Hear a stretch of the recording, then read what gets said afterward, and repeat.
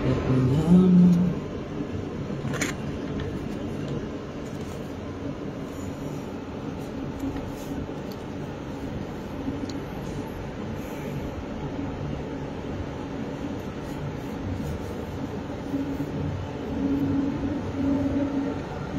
Hallelujah.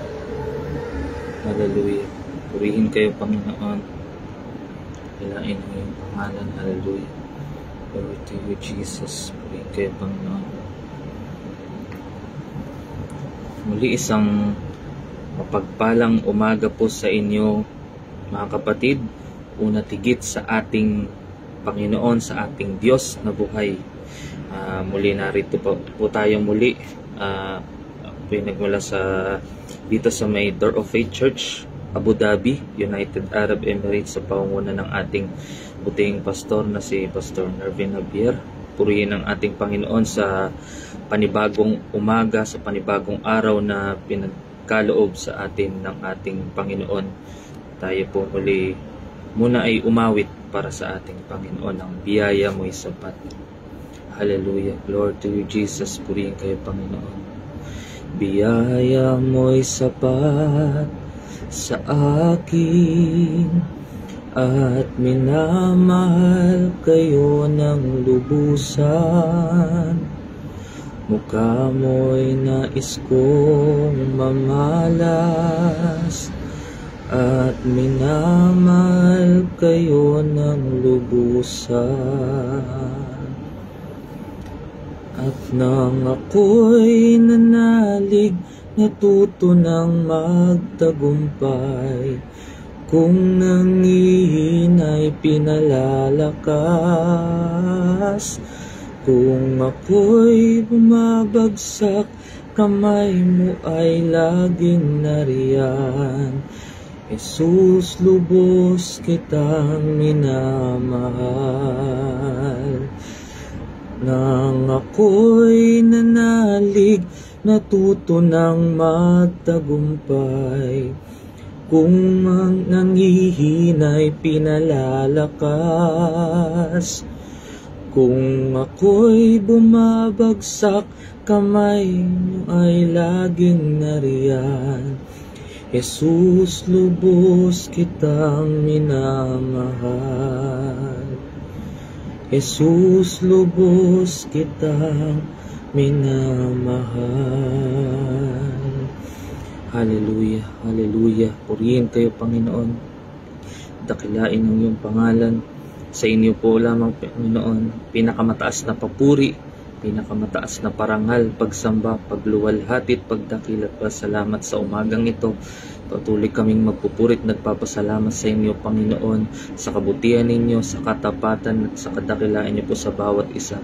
Maraming salamat dahil narito muli kami, Panginoon, upang makapag bulay-bulay o makapag-aral ng inyong salita, Panginoon. Dalangin po namin na patuloy niyo kaming pagkalooban ng kalakasan, karunungan na bumula sa inyo. Naway patuloy niyo pong ipaunawa ang inyong mga salita sa oras na ito. Ako po na inyo pong gagamitin. Naway tuloy niyo lamang po akong itago sa inyong banal likuran. Walang ibang mapapurihan, Panginoon, kundi kayo lamang, Panginoon, sa aking buhay at sa aming mga buhay, Panginoon. Dalangin po namin yung patuloy na pagsama ng inyong banal na Espiritu sa aming mga buhay dahil wala po kaming magagawang kumiwalay sa inyo. Kaya sa inyo po namin patuloy na itinataas. Nagkakatiwala ang lahat na ito at palagi ang kalooban niyo lamang po ang mangyari at masunod sa aming mga buhay. Ito po ang sama dalangin sa pangalan ni Jesus. Amen. Amen. Hallelujah. Hallelujah. Purihin po ang ating Panginoon. Muli, narito pumuli tayo. Ito pang makapag-gulay-gulay. Makapag-payag ng kabutihan ng ating Panginoon. At ang title po ng ating tatalakayin sa umagang ito ay ang biyaya ng Diyos ay sapat sa atin, or God's grace is sufficient for us. Ang ating pong main verse sa umagang ito ay sa ikalawang Korinto, 2 Corinthians chapter 12 verse 8 to verse 10. Sabayan nyo na lamang po ako kung kayo po yung may Biblia.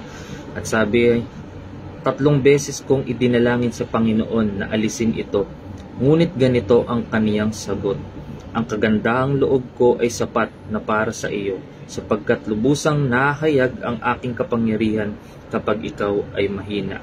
Kaya't buong galak kong ipagmamalaki ang aking mga kahinaan upang manatili sa akin ang kapangyarihan ni Kristo. Alang-alang kay Kristo, ako'y may kasiyahan sa gitna ng mga kahinaan, mga pagkutya, mga kahirapan, pag-uusig, at kagipitan, sapagkat kapag ako ay mahina, doon ako nagiging malakas. Hallelujah. Purihin ang pagkakabasa ng salita ng ating Panginoon. Ang nagsasalita nga po dito ay si Apostol Pablo, dahil sa, kung di po ako nagkakamali, sa panahong ito siya ay may dinaramdam o meron siyang karamdamang pisikal. Kaya sabi nga po niya dito ay 3 beses siyang nanalangin sa ating Panginoon na alisin yung kanyang nararamdaman. Ngunit ang sagot ng Panginoon, itong sagot niya na ang kagandahang loob ko ay sapat na para sa iyo. Yun ang sabi. Gayon din po, may 3 tayong pointer sa oras na ito. Sa una po ay, sometimes God says no to our prayers. O minsan ang Panginoon, ang sagot niya sa ating mga panalangin ay no. Bakit po? Di ba minsan may mga panalangin tayo na tinutugon ng Panginoon. Minsan linggo, buwan, minsan taon bago tugunin ng Panginoon. Pero minsan talaga may mga dinadalangin tayo sa Panginoon na hindi talaga niya tinutugon. Bakit kaya? Dahil tiyak na, di ba alam po natin na kung hindi tutugunin ng Panginoon, tiyak na yung may ibang plano yung Panginoon sa atin. Sagot pa rin ng Panginoon sa atin sa lahat ng ito, yung kanyang grace, yung kanyang kagandahang loob, yung kanyang biyaya. Dahil wala namang magulang na hahayaan ng kanyang anak na mapahamak. Yung plano palagi sa atin ng Panginoon ay mas maganda dun sa pinaplano natin. Purihin ang ating Panginoon. Ako'y nagagalak po muli nabigyan tayo ng pagkataon upang magbahagi ng salita ng ating Panginoon, bagamat kung sa akin lamang kulang talaga yung aking kakayahan, ngunit patuloy na nagtitiwala sa Panginoon, kaya natin nagagawa ang lahat ng ito para sa Kanya ipararangal. Pangalawa, the power of God is made perfect in weaknesses.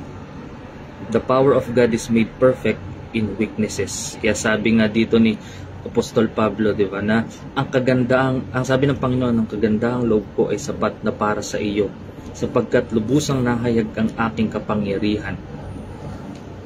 Kaya sabi ni Apostol Pablo na, kaya't buong galak kong ipagmamalaki ang aking mga kahinaan upang manatili sa akin ang kapangyarihan ni Kristo. Hallelujah. Purihin ang ating Panginoon.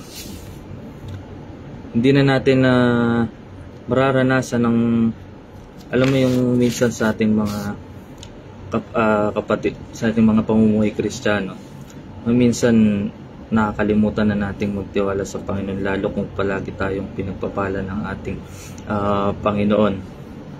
Lalo yung sa panahon na umaasa na lang tayo sa sarili nating lakas, kaya nangyayari doon, hindi natin nararanasan minsan yung yung biyaya, yung kagandahang loob, yung kapangyarihan ng Panginoon, kasi mismo sa atin nakakalimutan na natin, dahil kaya nasabi ni Apostol Pablo na the power of God is made perfect in weaknesses. Kasi sa panahon na tayo mahina, doon natin mas lalong nararanasan yung kapangyarihan ng ating Panginoon. Kasi kung baka palagi tayong pinapasagana ng ating Panginoon, baka maisip natin na hindi na natin kailangan yung Panginoon, kasi nga pakiramdam natin nasa atin na yung lahat. Pero iba pa rin yung meron tayo ng ganito, meron tayong ganito, pero nandun pa rin yung pagsama ng ating Panginoon. Mas maganda yung ganun. Meron tayo ng lahat, at higit sa lahat, meron tayong Panginoon, meron tayong Diyos na kasama natin sa lahat ng oras, sa lahat ng panahon. Kaya sabi nga hindi natin mararanasan yung kapangyarihan ng Diyos kung aasa tayo sa sarili nating kakayahan. Mararanasan lamang natin yung kapangyarihan ng Diyos sa panahon na yung sa panahon na tayo ay mahina, dun lalong ipararanas ng Panginoon. Dun kikilos ang Panginoon para mapatunayan sa atin ng Diyos na totoo siya, na buhay siya at lahat kaya niyang gawin. Basta magtiwala lamang tayo sa Kanya. Pangatlo po, when we are weak, then we are strong. Sabi po ni Apostol Pablo dito sa verse 10, na alang-alang kay Kristo ako'y may kasiyahan sa gitna ng mga kahinaan, mga pagkutya, mga kahirapan, pag-uusig at kagipitan, sapagkat kapag ako'y mahina, doon ako nagiging malakas. Di ba kung babalikan natin yung buhay ng mga lingkod ng ating Panginoon, napakatindi ng mga dinaranas nila, kinukulong sila, tinutugis talaga sila, pero nagpapatuloy sila. Nagpapatuloy pa rin sila sa paglilingkod, paghahayag sa kabutihan ng ating Panginoon. Samantalang tayo minsan, lalo sa naalala ko yung kabataan nung youth days namin. Alam mo sa mga kabataan, nahihiya na humayo. Tapos kung maiisip mo, ito pa nga lang yung nararanasan natin na kasi minsan di ba pagkahayo, naranasan nyo ba mga kapatid na tanggihan, nararanasan natin yung tanggihan ng bibigyan natin ng flyers, babahagi na natin, tapos ang daming dahilan, di ba? Yun pa nga lang yung nararanasan natin, pero yung iba, alam mo, parang pinanghihinaan na ng loob. Pero kung iisipin natin na mas matindi pa yung mga pinagdaraanan nila Apostol Pablo, ng mga lingkod ng Panginoon, may isip natin doon paano nila nagagawa ito. Nagagawa nila Apostol Pablo yung dahil yung tiwala nila, yung pananalig nila sa Panginoon. Alam nila na totoo yung Diyos na pinaglilingkuran nila. Kaya kahit na may pangungutyaman, may pag-uusig, kinukulong man sila, pero nakakapagpatuloy sila. Kaya sabi nga ni Apostol Pablo, sapagkat kapag ako'y mahina, doon nagiging malakas. Pagka lalo tayong inuusig, alam mo yung nagigipit tayo, kumapit tayo sa Panginoon, lalo nating mararanasan yung kapangyarihan ng ating Panginoon. Yun naman yung gusto ng ating Panginoon. Kaya nga sabi nga palaging nandyan lang naman yung Panginoon. Tayo yung hinihintay ng Panginoon kung kailan tayo lalapit sa Kanya. Purihin ang ating Panginoon at sabi sa ating conclusion na thank God when He says no. Yan po yung una. Magpasalamat tayo sa Panginoon kahit hindi tinirinig ng ating Panginoon yung ating pinanalangin. Kasi minsan, yung mga plano natin, yung gusto natin sa buhay, di natin alam yun pa yung nakakasama, yung hindi mapapaganda pa yung kalalabasan pagka pinilit natin. Isipin natin yung hindi man sinagot ng Panginoon yan. Kasi palaging para sa ikabubuti lang po natin yung gusto niya. Parang sa isang magulang, tulad ng sabi ko kanina, di ba? Sa una hindi mo maintindihan ba, parang pakiramdam natin ito yung gusto mo, ito yung gusto, pero yung tawag na ito, hindi yung, pero yung plano sa atin ng Panginoon, hindi yun. Yung pala, may mas ilalagay pa pala yung Panginoon, o may mas ibibigay pa pala yung Panginoon na magandang sitwasyon. Kaya pala hindi niya sinasagot yun. Kumbaga palagi lang nating hintayin in God's time nga, di ba? At pangalawa, trust God when He says no. Magtiwala tayo sa Panginoon kung bakit hindi yun tinutugon ng ating Panginoon. Dahil tiyak na may magandang plano ang ating Panginoon. At sabi po rely on the grace of God.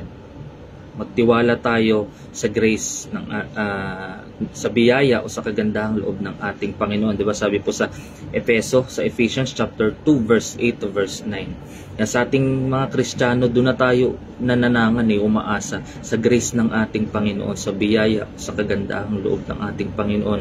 Kaya tayo naligtas, 'di ba? Hindi dahil sa mabuti nating gawa, kundi dahil sa kagandahang loob, yung sa biyaya at habag ng ating Panginoon, sa grace ng ating Panginoon. Kaya patuloy po tayong magtatagumpay at magtatagumpay pa dahil sa kagandahang loob at biyaya ng Diyos. At sabi po dito sa huli ay use our weaknesses to magnify the power of God.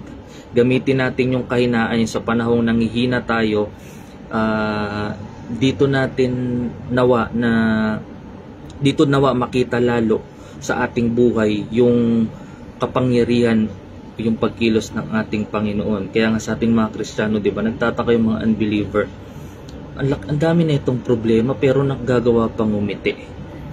Kaya parang baliktad din, no? Kung iisipin lang, siguro may sira na yata to yung may sira na yata to. Ang dami-dami problema pero nakangiti pa rin.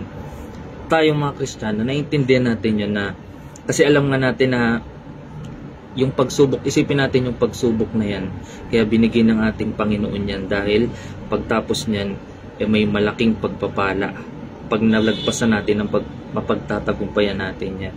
Dahil sabi ng Panginoon, diba, walang binigay na pagsubok ang Panginoon na higit sa ating kaya. Kung dumaranas man tayo ngayon, kung ano din na pinagdaraanan natin ngayon mga kapatid, sa buhay man yan, pamilya, sa paglilingkod, isipin natin palagi, nararanasan man natin ngayon yan, di ba sabi nga, hindi naman palagi umuulan o pagtapos ng ulan at bagyo, nandiyan yung pagsikat ng araw.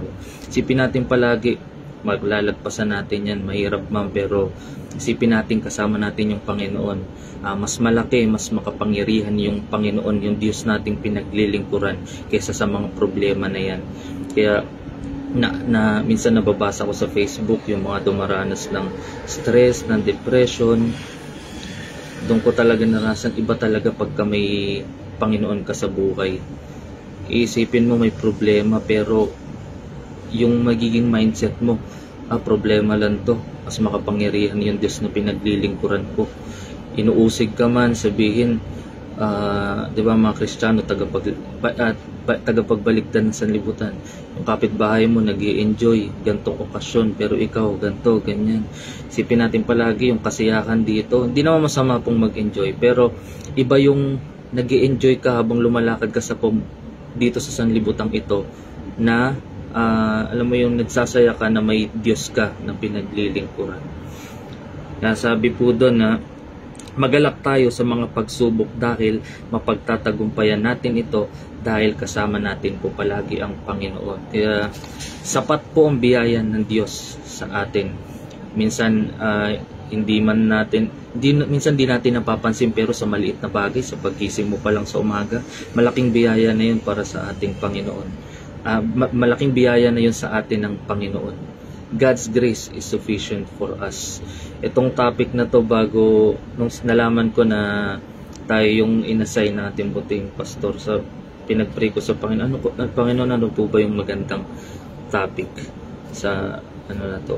Bago ko po magawa yung mensahe na to, yung mga pagsubok na naranasan nitong mga nakaraang araw, sabi, andun talaga yung yung pagkilos ng Panginoon. Minsan ipaparanas muna sa iyo talaga ng Panginoon yung pagsubok. May ipaparanas muna sa iyo ng Panginoon para mas lalo nating mapatunayan. Doon nga yung sinasabi ng Panginoon na mas mararanasan natin yung kapangyarihan ng ating Panginoon sa panahon ng pagsubok. Katulad dito sa sinasabi ni Apostol Pablo. Ngayon sinusubukan lang tayo ng Panginoon kung gaano tayo o kung gaano kalaki yung tiwala natin sa ating Panginoon, di ba? Sabi nga sa Proverbs chapter 3 verse 5, ay pagkatiwala natin sa Panginoon lang tayo magtiwala buong puso't lubusan, at huwag tayo aasa umananang sa sariling karunungan. At sabi sa I can do all things through Christ, Philippians chapter 4 verse 13, na ang lahat ng bagay ay magagawa ko o magagawa natin dahil sa lakas na binibigay ng ating Panginoon. Palagi lamang po nating panghawakan yung salita ng Panginoon, yung Diyos natin. Magtiwala lamang tayo na yung pinaglilingkuran natin, yung tunay na Diyos, yung Diyos na buhay, Diyos na tapat, at Diyos na hindi nagbabago. Hindi niya tayo iwan, hindi niya tayo pababayaan man. Yan palagi yung panghawakan natin mga kapatid, yung pangako ng ating Panginoon na kahit kailan di niya tayo iiwan, di niya tayo pababayaan. Kaya purihin ang ating Panginoon. Maraming salamat sa Panginoon. Tayo po'y manalangin. Hallelujah. Hallelujah. Glory to you, Jesus. Purihin kayo, Panginoon. Patuloy kami nagpupurit, nagpapasalamat sa inyo, Panginoon. Maraming salamat sa pagsama ng inyong banal na Espiritu sa oras na ito. Maraming salamat, Panginoon, sa mensahe na nahayag sa umagang ito. Tunay, Panginoon, na yung biyaya ninyo po ay sapat at higit pa sa aming mga buhay, Panginoon. Pagamat kami man po may mga kanya-kanyang pinagdaraanan sa mga oras na ito, alam po namin na hindi niyo po ito binibigay kung hindi namin ito makakaya, Panginoon. Alam po namin na palagi po namin kayong kasama habang kami po lumalakad sa likod sa mundong ito, Panginoon. Tuloy kaming umaasa at nagtitiwala sa inyo, Panginoon.